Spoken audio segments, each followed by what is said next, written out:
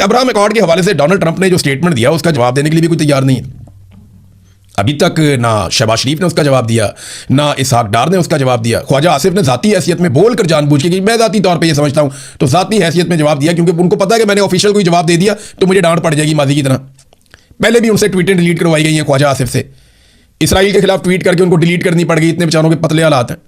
तो अब वो बेचारे बोल भी नहीं सकते। इसराइल को तस्लीम करने का मामला डोनाल्ड ट्रंप ने उठा के सामने रख दिया कि जनाब इसको तस्लीम करो। तो ना तो फील्ड मार्शल का स्टेटमेंट आया, ना DGISPR का स्टेटमेंट आया, खुल के कोई बात करने के लिए तैयार नहीं है। डोनाल्ड ट्रंप को कोई जवाब देने वाला है ही नहीं। हाँ, इमरान खान था एक वजीर आजम जो डोनाल्ड ट्रंप को जवाब देता था और सीधा जवाब देता था। मौजूदा वजीर आजम तो सिर्फ जूता पॉलिश करते हैं, और मौजूदा जो फील्ड मार्शल हैं वो लेकर चले जाते हैं ब्रीफ केस। वो ट्रंप के फेवरेट फील्ड मार्शल बने हुए हैं आजकल।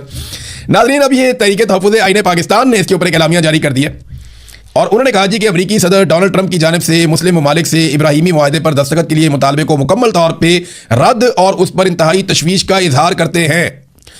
इस मौका पर अमन मुआहदा को मशरूत करना इस जंग के पीछे इसराइली एजेंडे का वाज़ेह सबूत है। यानी डोनाल्ड ट्रंप ने मशरूत कर दिया ना जी, अमन मुआहदा हो रहा है, हम ये अमन मुआहदा कर लेते हैं, तुम लोग जरा इब्राहिमी मुआहदे के ऊपर या अब्राहम अकॉर्ड के ऊपर या इसराइल को सादे लफ्जों में तस्लीम कर दो।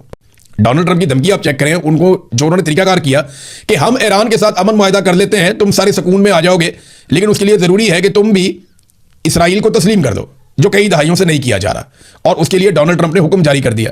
तो सऊदी अरब ने तो अभी इनकार किया। सऊदी अरब के इनकार से पाकिस्तान जो है वो फिर फंस जाता है, क्योंकि पाकिस्तान ने तो डोनाल्ड ट्रंप को बड़ी यकीन दहानियां करवाई हुई हैं। देखिए ना, पाकिस्तानी अवाम की उमंगों के खिलाफ पाकिस्तानी हुकूमत जो है ये जाकर बैठ जाती है इसराइल के साथ बोर्ड ऑफ पीस के अंदर।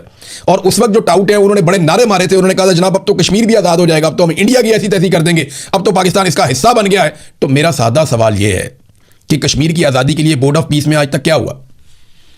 फ़लस्तीन में रोज़ाना अभी भी कत्लेआम हो रहा है, आपने उस पर क्या किया?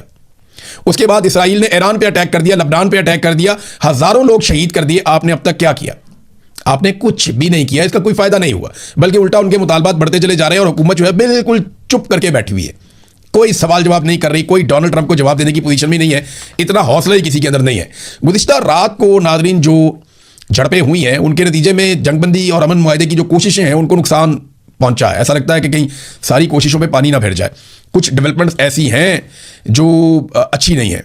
यानी अगर इस तरह के मामला मज़ीद होते हैं तो फिर आप भूल जाएं कि ये जंगबंदी मुस्तकिल होगी या ईरान और अमेरिका के बीच में कोई मुआहदा हो पाएगा।